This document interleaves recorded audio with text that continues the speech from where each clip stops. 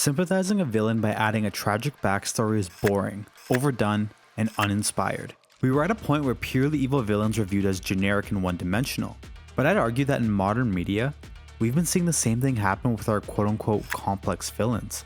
See, if you're like me, then growing up you saw some of the best villains TV and film had to offer. Villains that were menacing and intimidating.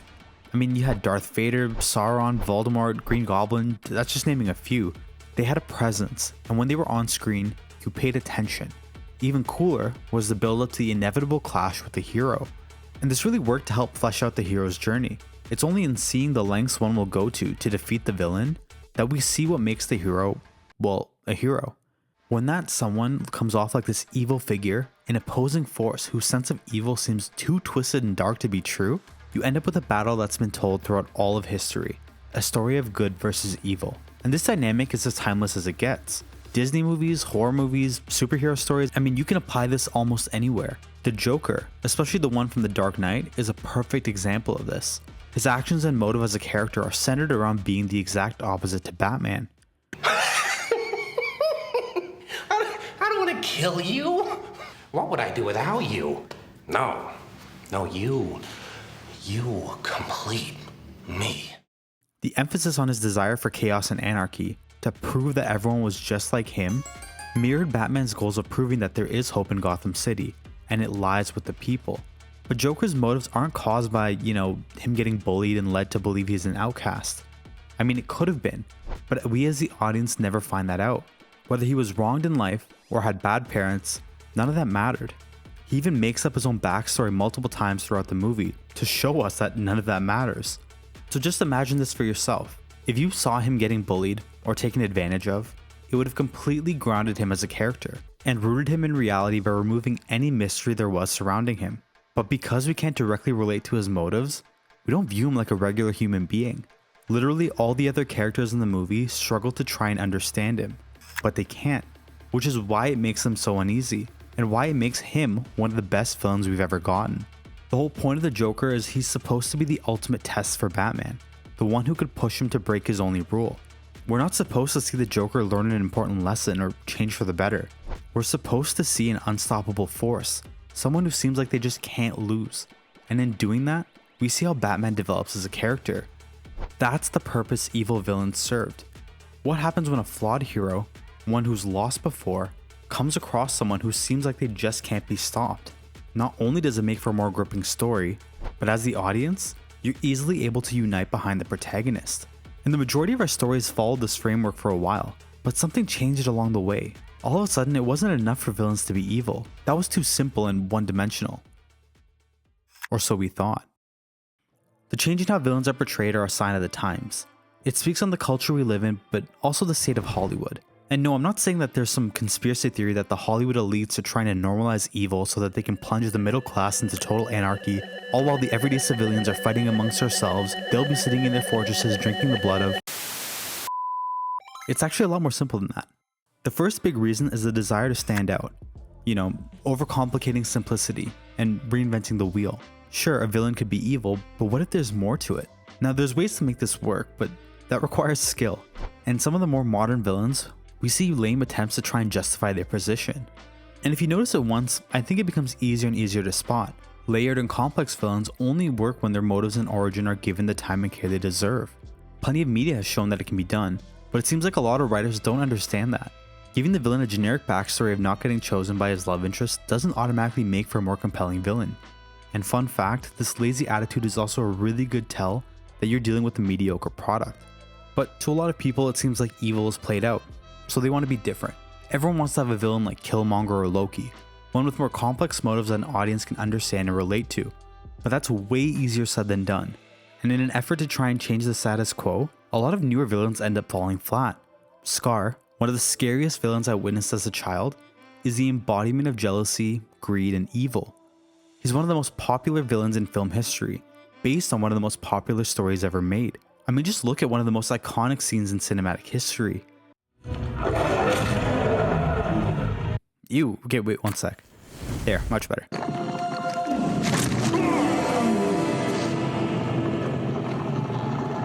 Long live the king.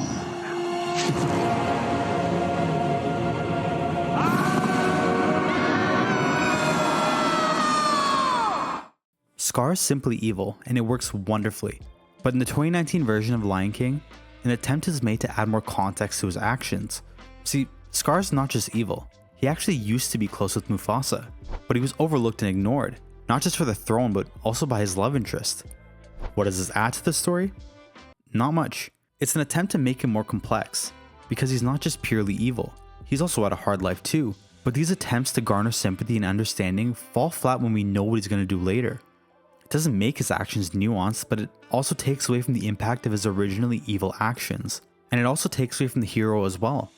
There's something tragic about a father trying to do the best for his community and for his family, but being taken away by an evil force.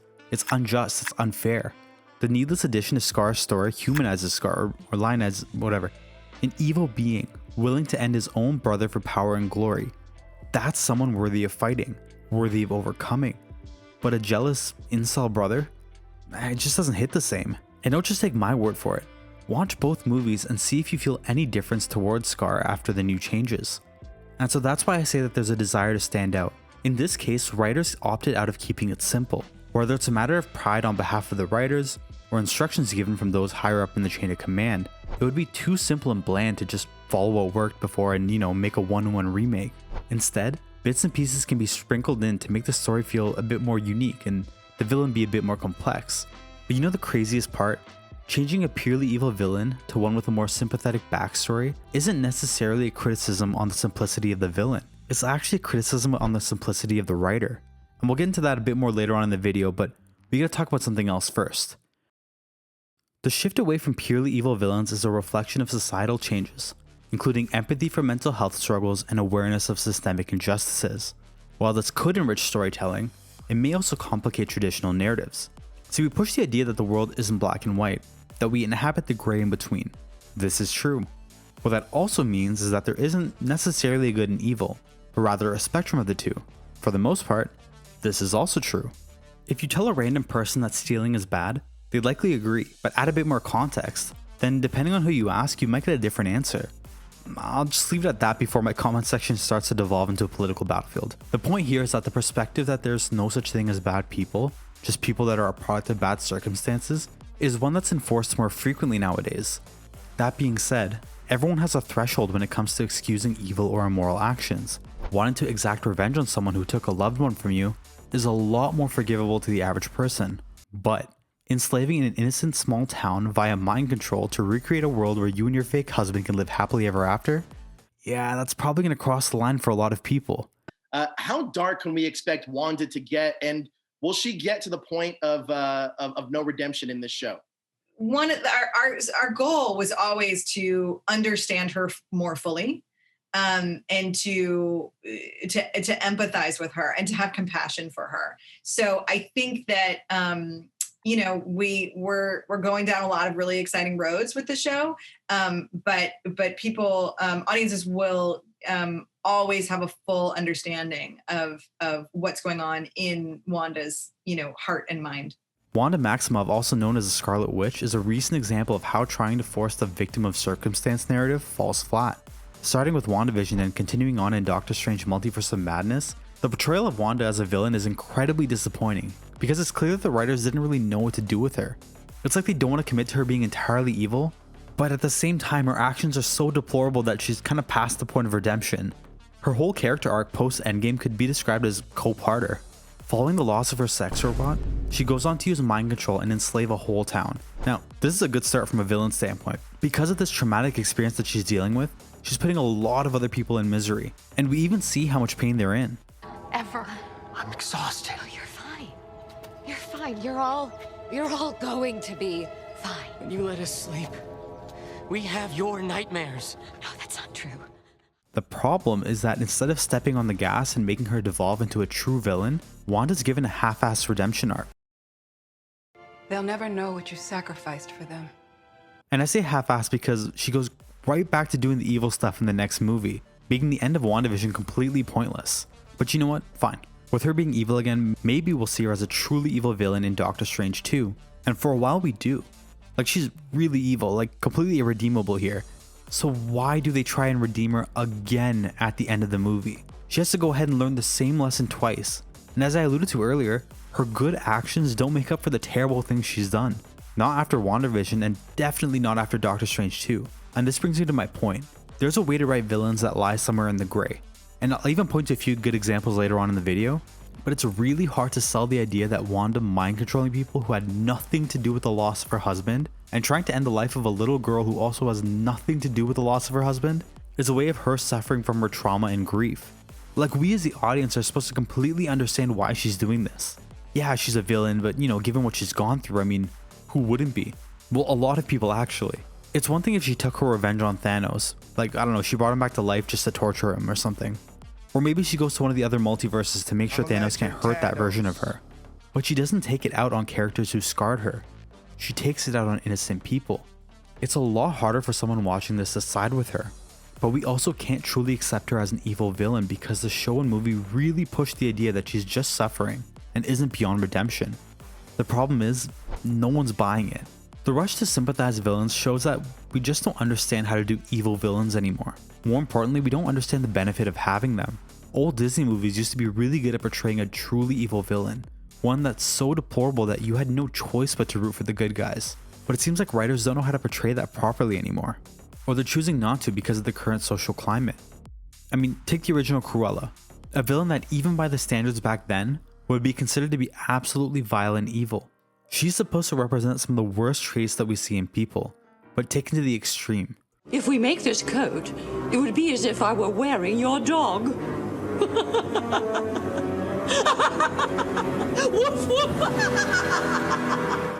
So trying to turn her into a misunderstood designer completely diminishes her character. We all know who Cruella is supposed to become, so it's not that believable when we see her being sold to us as this anti-hero. Like, what possible reason could you have for hating Dalmatians this much? Right. Anyways, like I said, it seems like a lot of writers forget the benefits that a truly evil villain provides. Not only do they pose as a constant threat to the protagonist, but it's also extremely satisfying to see them get beaten by the hero. They represent some sort of sin or negative trait that's been taken to the extreme, which clearly separates them from the protagonist without adding in a bunch of psychological realism to overcomplicate their motives. Purely evil villains were often viewed as generic, and they still can be, but we've gotten to the point where a villain with a sob story has just become generic too. Not all hope is lost though. While there's been some good portrayals of complex villains, we've also seen a bit of a return in evil villains, ones without all the unnecessary backstory. Now, in the interest of time, I'm only going to talk about one movie here, but there's plenty of examples, and the movie I'm going to talk about does such a good job of it that it actually does it twice.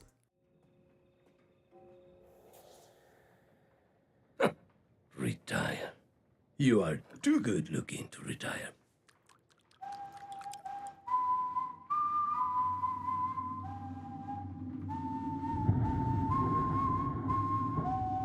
Puss in Boots: The Last Wish was a pleasant surprise that I didn't see coming. The journey we got to see the protagonist go on was one everyone was emotionally invested in, not only because of his supporting characters, but also because of the villains. One, although often used for comedic purposes, is one you want to see lose. Big Jack Horner is cartoonishly evil. It's clear that he's a villain, and there's never really an attempt to make the audience resonate with him. You're an name of a monster! Oh, what took you so long, idiot? This video by The Closer Look actually gives a pretty good analysis on it. But to me, the highlight of the movie is the other villain. I was shocked at how menacing the wolf was portrayed in this film. Some of his scenes sent shivers down my spine, my grown man spine.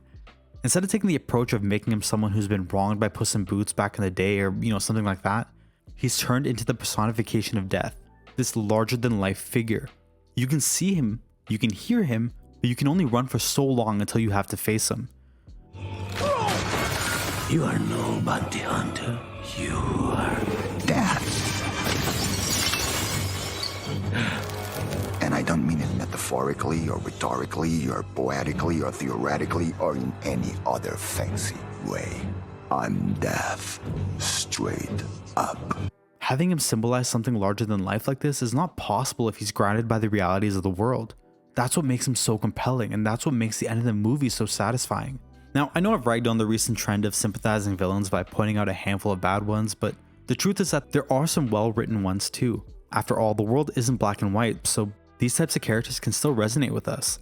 We've already talked about the evil version of the Joker, but Joaquin Phoenix's version follows this more recent trend properly. At least in the first movie. I'm not going to talk about that sequel. Phoenix takes on the sympathetic origin story, but it's done with care.